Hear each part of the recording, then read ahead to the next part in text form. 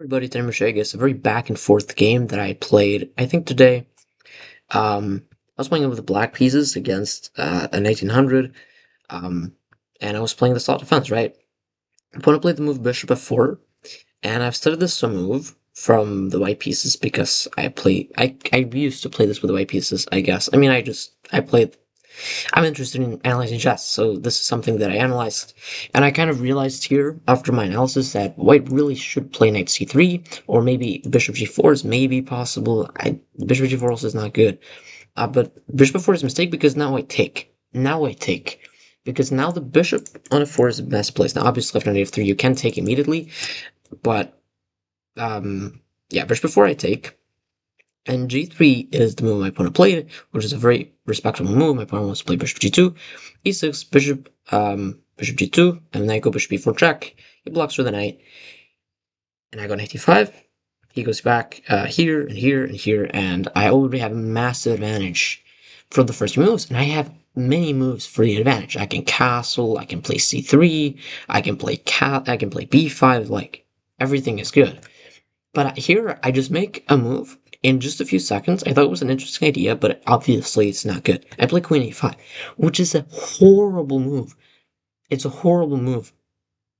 Because I thought it prevents castling, because then you just take and have a free piece, but obviously the knight defense, I just missed that this knight defends this knight. You know, this is the type of mistakes that that kind of loses your entire advantage, right? He goes here, and again, I can play b5 here, but then I play c3, thinking that he has to take, or maybe has to, but he has to just knight c4, and I'm much worse. And apparently I moved the queen to the wrong square. Apparently here I play queen b5, but I play queen c7. He goes here, and already this is worse now for white, apparently. But I play a5, which is the wrong move. I should move my bishop away, because after this move, he just goes a3. I move my bishop back, and knight b6. Okay, thinking this mistake, he had knight b6 here. So basically, here, a5 just weakens the square. Instead, obviously, I just move my bishop back, and I castle, and etc. But I play a5, here, he takes, and now I am winning, because I have b5 and a4, and I just have a strong majority here. And generally speaking, you should be very skeptical when you have sort of a 3-on-1 kind of, or I guess this case 2-on-1, because white could have a strong counterattack in the center, but look at white's center pawn structure, it's pretty ruined. So I should be winning with just b5 and a4, and then an eventual b5 and an endgame. But I play castles. Allowing knight b6, I go here, he goes here, and I'm feeling a little bit of pressure. But I find this really, really nice move a4, by the way. I'm really good at finding these weird resources, because I've read, like, a book about resources, hands of taking, and already I'm much better after king h8. So this is very interesting, right? I go here. The point is that if he takes, I can play b5. I mean, actually, what was my idea? I don't remember. Wait, what was my idea again? a5? Wait. a4 is actually the only move. But I was looking for tricks. That's kind of the point, because if I just sit and wait, then I am losing. So he takes here, and I play king h8, and I thought I was worse here, I think. But there wasn't really a clear variation. I take, he takes, I take on a3, he moves his rook here, and I go back with a bishop, which is actually not the right move. Apparently, I should play queen e7 instead, so I put the wrong piece on e7. And this makes a lot of sense. He just absolutely just now want to trade queens. I move my bishop back, which allows him to play knight c4 and rewrite his bishop to a better spot, and he plays knight g5. And I thought I was losing here. I thought I was so completely cooked here. But according to the engine, I can just go here. Because if I go here, then queen takes f. Oh, wait. I just completely missed this idea, by the way. b5 and defending like this. I just completely missed this idea. I thought for a long time, by the way. I thought for fucking 4 minutes on this move, by the way.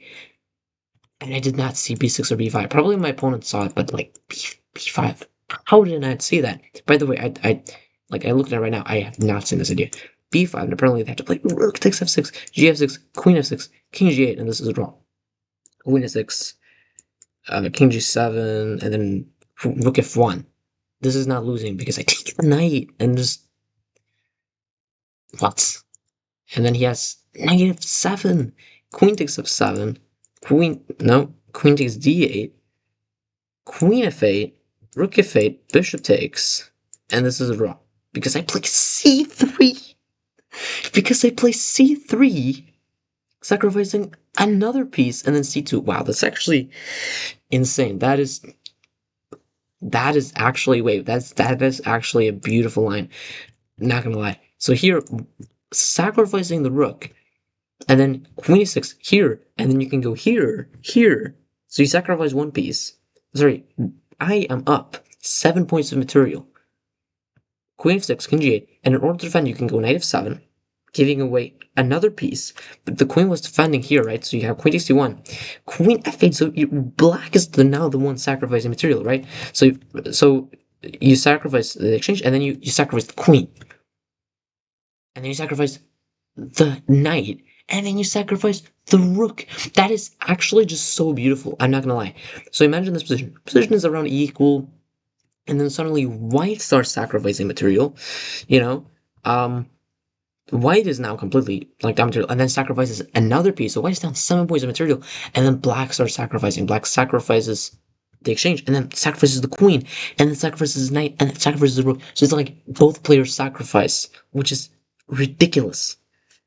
And then you just play c2 and you can't stop the motion. That is insane.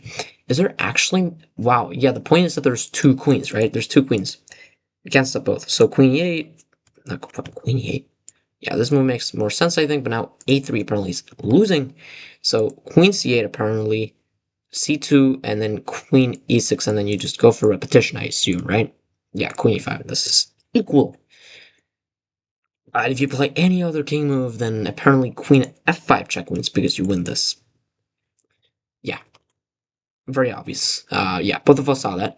I ended up taking on g6, which loses in a million ways, but I thought this was pretty tricky, right? He ends up sacrificing the rook, and I was like, well, it's not like that obvious. And it turns out in this position, if you don't play any of these moves, you either have to play h6, which makes no sense, or you can go here. This is not even a bad idea.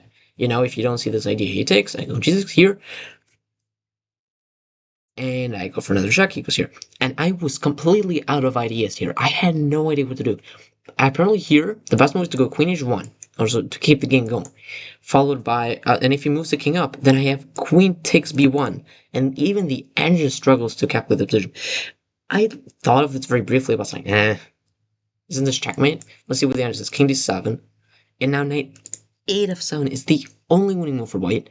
Queen b4 check, you can play whatever king move you want. Queen b3, king d2, queen b4, king c2, queen b3, you have to go king c1, queen takes e3, king d1, queen g1, and then king d2, and then there's rook a5, apparently, and then the only winning move here is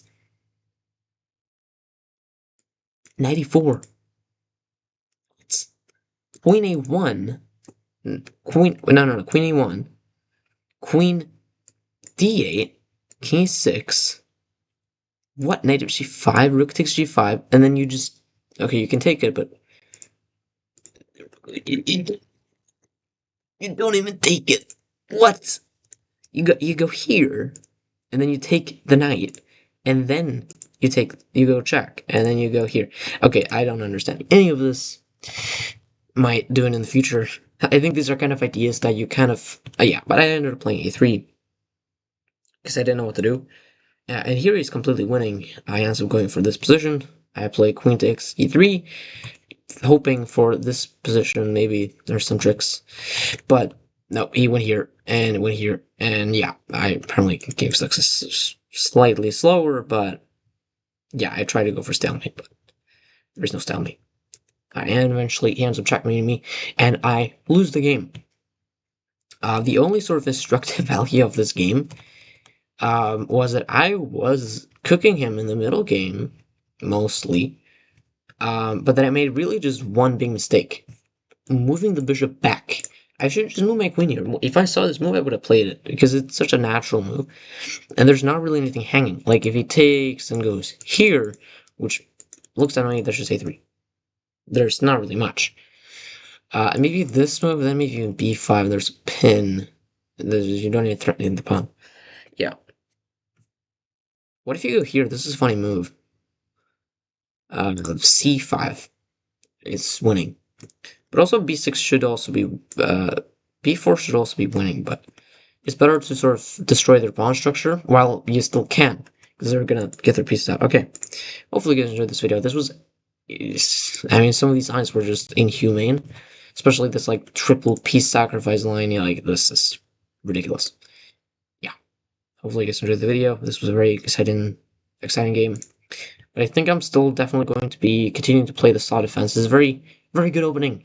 You know, at any level. Like, I just take here, I have an advantage because I'm just up a pawn. And there's not really much they can do. I don't remember exactly what to do after a4. I think it was like here and just play bishop b4, and I have b5 next move. Yeah, I could probably just play b5. And then, yeah, I castle, bishop b7, a5, and knight b7. And I just have an advantage because I have an extra pawn. Yeah. So hopefully you guys enjoyed this video. Bye.